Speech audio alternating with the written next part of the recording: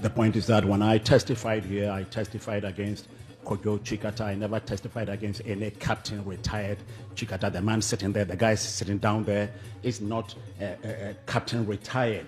He was cashiered and thrown out of the army and lost his rank. And ever since that time, he is simply Kojo Tsikata.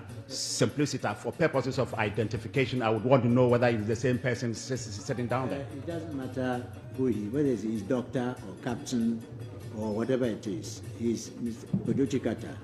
Yes. Okay. So, as far as we are concerned, he can take any title which he wants. We are not going to investigate to find out whether he's entitled to use a qualification or not. So please, let's all be calm and I'm obliged, my lord. Go through the proceedings. All right, thank you. Dr. Sama, please go on. Arrest. And that the arrest was done by Giwa. You are one and the same person. Dr. Obed Esamwa, you are either misunderstanding intentionally or you've lost your former brilliance I knew. Let me tell you. Yidana. I didn't ask you to tell me anything more than that. I'm going to tell you that because you have asked me a question. Sir, I will answer your question. If you don't want me to answer, go on. Say so. Go on. Okay. Everybody knows it is a notorious fact that Yidana was the man who was chosen to lead the investigation into the arrest of whoever kidnapped and murdered those 4 persons. And I say he was very swift. I commend him. Even a copy, we will look at it. It's not certified. Then we can't look at it. Well, very you see, Dr. Samga, you are not the same person you were before. My lord. Something has happened to you. My lord, we've had occasion here when you looked at documents that were not certified. No, if it's not certified, we can't look at it. You know. My lord and members of the commission, I suspect that I may be overruled, but I have a preliminary point that, with the kind permission of the commission, I would want to make. I'm very honest. I can see that there was an error under the circumstances and the conditions of incarceration under which I was working on these papers. There was an error, but historical inaccuracies in the Bible have never made the Bible unauthentic. So one single historical inaccuracy, which I am honest enough to concede, would not render what I've said and what I have to say unacceptable. It's not necessary. Just answer the question and let's get on. You are patient enough, we shall find out whether you have only made one historical inaccuracy. Immediate arrest of these 4 boys through the very quick and swift action of Mr. J.J. Yidana. The boys themselves told me. That is your evidence. Then it goes on further to say, so America was arrested. He did not protest. Giwa put him into an armored vehicle, brought him to the PNI. Now, how do you square this up with your claim that the arrest was a result of swift action by Yidana? My lord, I think there's a great sophistication of the issues in the mind of Dr. Obed Samuel. Yidana's action referred to there, if we were not quoting out of context, is when he was mandated to lead the investigation into arresting the suspects or whoever kidnapped and murdered the judges. That is the swift action of J.J. Yidana I referred to. Now, referring to the arrest by Jua, Tsikata has asserted, and I read the statement on the internet in the United States he filed here, that America wanted to stage a coup, and so he had his arrest. My contention is that based upon the information that America Jendu, confirmed by Jua himself, gave me, he was arrested on the 4th. America was, in fact, asked to come to the head office, invited there through Lieutenant Richard Addo. That is the man he and Rawlings sent to invite America from the broadcasting. I asked America, hold on, sir. You asked me, and I'm entitled to answer. Hold on, sir. And I asked America, why would they ask Lieutenant Richard Addo? America's answer was that they wanted to avoid any of my friends coming in case they would refer or they would brief me on what was happening. So Lieutenant Richard Addo went to the broadcasting and asked America to come and see the chairman. When America arrived, Corporal Adabuga and I think Corporal Hamidi, one of the other corporals, were on the veranda of the chairman's office. America then asked Adabuga to permit him to go and see the chairman. Adabuga told him that they were having a meeting, so he should wait. Then, whilst waiting, Jua came out of the office of the chairman and asked America to see him in his office. I suppose, probably, I'm not too sure, Adabuga also accompanied them there. And Jua told him that, America, they have asked me to put you under arrest, knowing that we are likely to have a shootout. Please don't resist, and we will not have any shootout. America did not resist. Jua put him into an armored vehicle, took him to the BNI, came back and told him that America did not resist. He said, oh God, he didn't resist. That man sitting there. That guy sitting there. I think he said, oh God. Without your drama. Oh God. Just give the evidence. Oh God, he didn't resist. America Jua said he did not. He said, listen, go back, take him from there and take him all the way to Sawem. Between BNI and Sawem, whether he resists or not, eliminate him. At that time, they didn't know that Jua himself was harboring misgivings about them. Jua took America to Sawem, deposited him there, and never did what they asked him to do. So the two are clearly distinct and different and have no relationship with each other. Very simple question for you. No, you are and the simple question was that you claimed on the one hand that America and Co were arrested through the swift action of Yedana. Oh, yes. Then on the other hand, you are saying that they were arrested because Captain Tsikata and President Rawlings got Major Bedema to sign for the arrest. And that the arrest was done by... Though for his reward, he incarcerated him. Now, I am talking about the arrest of America on August the 4th of 1982, which he himself came here. I saw it on internet that America was going to stage a coup. And I'm saying that it was his usual ploy. It is in his chromosomes to devise means of any kind. That is his habit. We know that. So there are two different issues. Don't try and confuse the two. I know you had a brilliant mind when I was a young member of the bar. If you have been contaminated by him, I'm sorry. Let's have the next question. Next question, please. Thank you for that concept. But you said in your evidence, which I quoted in page 15, that when it became obvious that America was talking, Tsikata and Rawlings got Major Bedema to sign for America's arrest. Now, whom was America talking to? That led to... America was bewildered. Whom was he talking to, which, made the captain and JJ... he was asking questions. I was not his bodyguard, so I wasn't following him to know whom he was talking to. But America was bewildered by according to him, why Rawlings went on the air to denounce the murders at all, because America, he likes Rawlings very much. He doesn't like this guy. He suspects him, but he likes Rawlings. So he was bewildered why Rawlings went to the air and denounced the murders when America had believed passionately. And this is why I sympathize with the guy, that it was a national endeavor. So America started hunting him and hunting Ametekwe, trying to find some answers to what is all this about. That is the talking I mean. Now listen, the SIB, the inaugural meeting of the SIB was on the 10th of August 1982. And the first session of the SIB was on the 17th of August 1982. Okay? Now, from Yidana's book, it shows that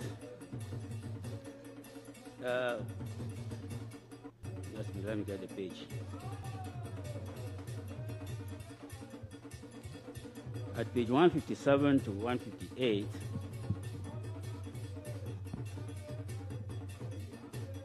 yes, you can have a look at it if you have a copy.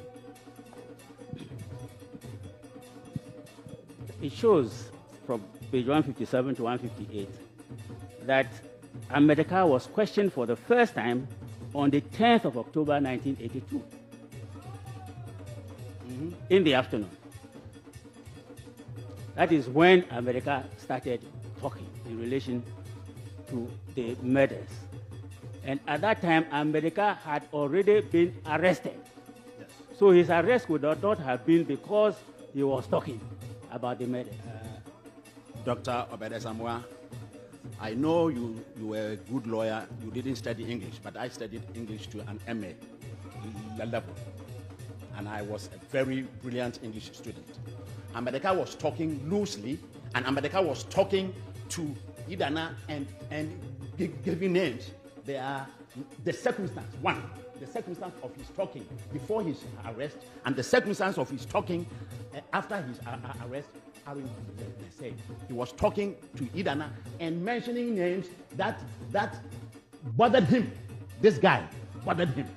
But by Idana's own account, he hadn't talked to America before the 10th of October. Dr. I have not said that America, before he was arrested, he was talking to Idana. I say he was talking and worrying and querying why Rawlings had denied. I didn't say, I've never said that America talked to Idana. You said it this morning. Jesus, I have not said that. Go back on the records. You said it just now. No, I have not. Idana was talking to Idana. Stop there. Let's go on. Go on. No. It's all right. Let the record show. Mr. Christasha, it doesn't matter. Please, Dr. Sama, go on with your questions. We will check on all these things. Very well, my Lord. Yes, my Lord.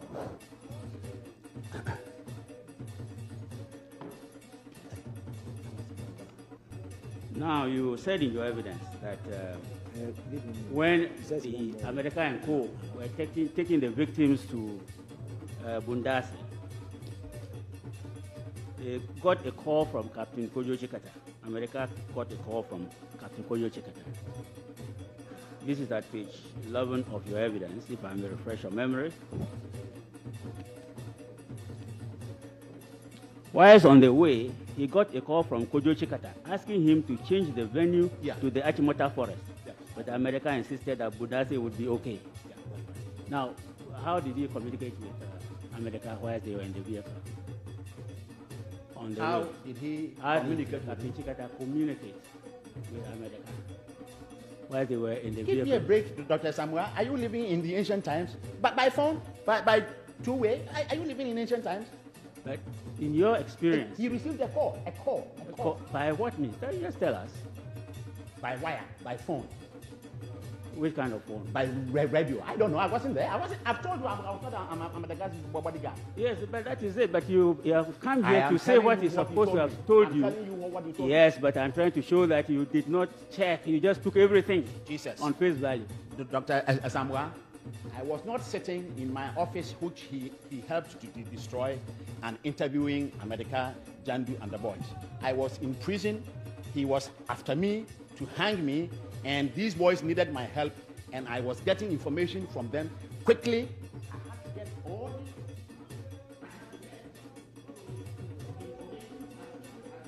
I got all that.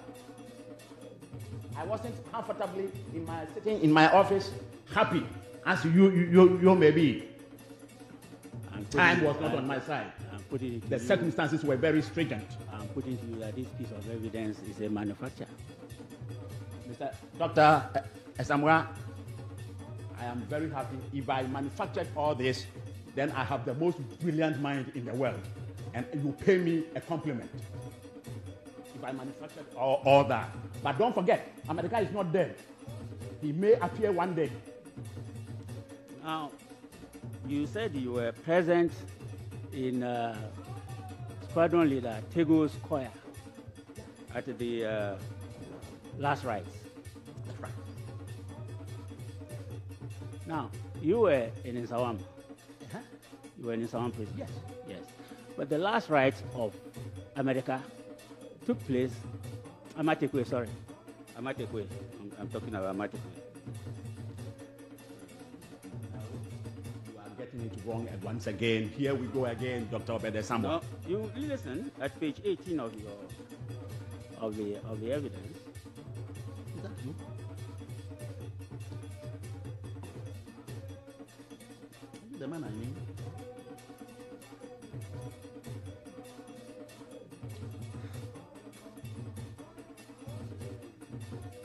I'm asking this commission, this is page 18.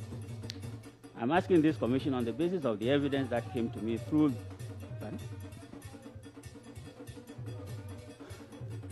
on the basis of the evidence that came to me through those boys, America, Jandu, Tekbo, Senya, was exactly 20 years when Jandu, Senya were executed, and Amatekwe.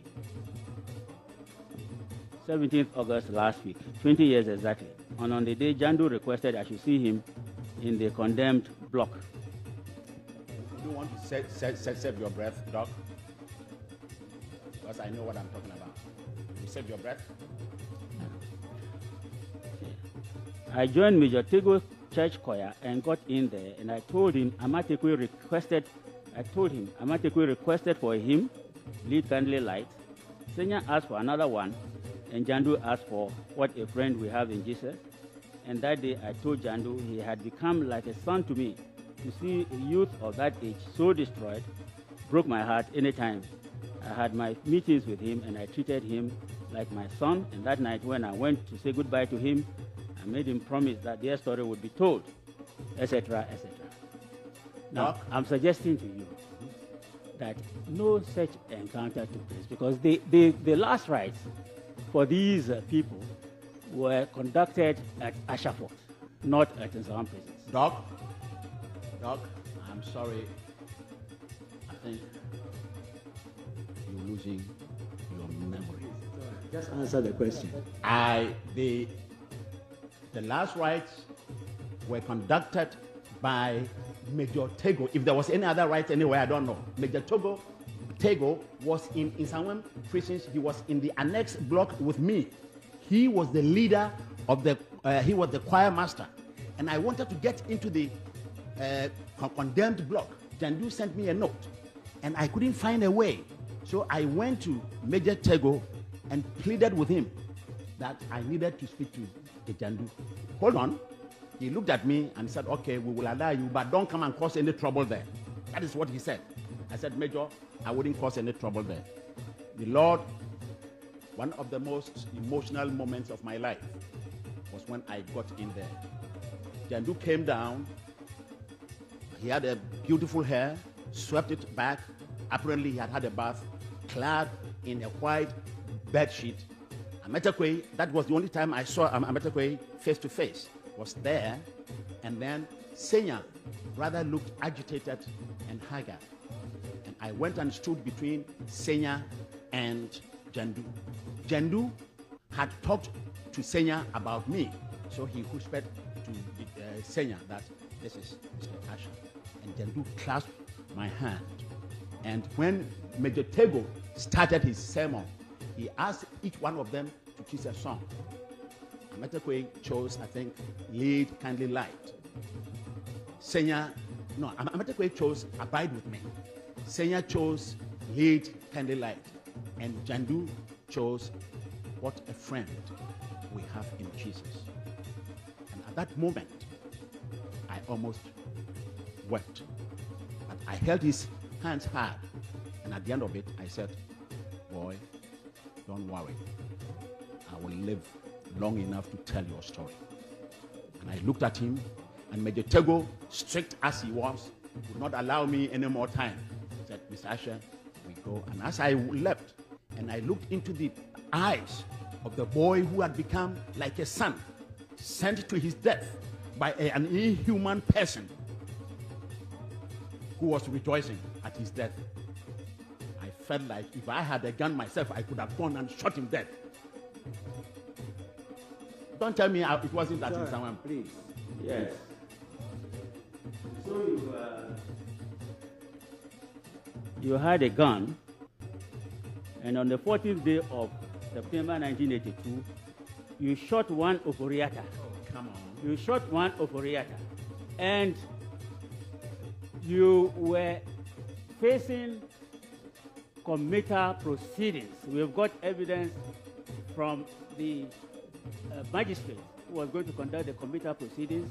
You had been served with the papers in prison, but then you ran away. You shot dead somebody. What's the question, please? The question is that, isn't it true that he was facing trial for murder? The Lord, I was in prison, not awaiting trial for murder. I was in prison once again. Here we go again, Dr. Obede Samwa. I was arrested on, I think, the 13th or on the 12th of September, 1982, when finally I had given up and I wanted to leave the country. On the Friday, that was the arrangement. I had asked my wife, Selina, whom I mentioned here, she was pregnant, to come over, and I wanted to say goodbye to her. And our first daughter, who is a doctor in the United States now, I was going to take her with me. She was just about 10. That was the very night I was arrested for murder. I was beaten up, tortured, and held in 3 different prisons. No charge of murder was brought. Unexpectedly, from the BNI, I was hurled. I never received any summons or a charge sheet, but I was brought before a Jekum, the public tribunal, and it was there that a charge of 2 charges, counts of fraud, insurance fraud, were read to me. The records will show that I raised objection because, do your research, they will tell you, Ejekum himself had stolen gold, and he had been offered the post by Tsikata and Rawlings because no member of the bar would accept that. They did that, and I raised that objection too.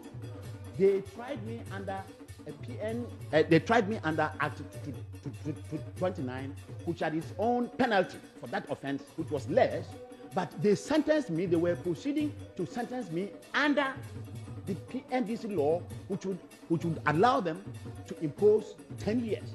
And I argued against that. I remember he said, you sit there and talk, you will see. 10 years. I told my wives, there were 4 of them. I told them, I'll be back. She who wants to stay in, stay in. I'll be back 1 year. It took me 1 year and I was out. So I was in some prisons, not as a result of any murder charge, but as a result of, quote unquote, furious conviction by a thief. Have you seen a thief trying a thief? A thief who convicted me and sentenced me to 10 years. That is why I escaped and I had my freedom, and he regrets that I didn't die there. Now, that trial you're talking about, the insurance fraud. Yes. You were tried by a tribunal comprising Toku Ajekum, Major Adu Amanfo, and Madam Comfort Esther Efwa Do, and then Mr. Jenkins Kofi. You were properly tried, and you were charged on 2 counts of stealing, contrary to Section 1241 of the Criminal Code 1960, Act 29, and Section H2 of the Public Tribunals Law 1982, PNDC Law 24. So it isn't that you were charged only under any PNDC law. You were charged for stealing. No, Dr. Samuel, I don't know what has the documents. Are you the same person I knew? Please, just answer the question. Listen to me. I have just said that I was charged under Act 29 together with the PNDC law. But under Act 29, the penalty would not have been 10 years. They proceeded to apply the penalty under the PNDC law, that bogus, fraudulent law. Were you not a member of the Ghana Bar Association? Why did the Ghana Bar Association boycott the tribunal? Tell me, have you changed your mind? Tell me now. Your charges were laid. Tell me. Your charges. Mr. Asha, please. Mr. Asha. A member of the Ghana Bar Association that boycotted the tribunal. Now you are holding that their actions were what? All right. If you're a lawyer, you know that a lawyer doesn't ask. A witness doesn't ask a lawyer questions. But when they are Mr. Asha, it's all right. Please, Mr. Asha. Is misbehaving, you Mr. tell him Asha. that. Mr. Asha, it's all right. Please, The charges were under the criminal code, and they went into the case and passed a reasoned judgment. Lord, I would like the commission to have a look at this document. I know about it. If it's a certified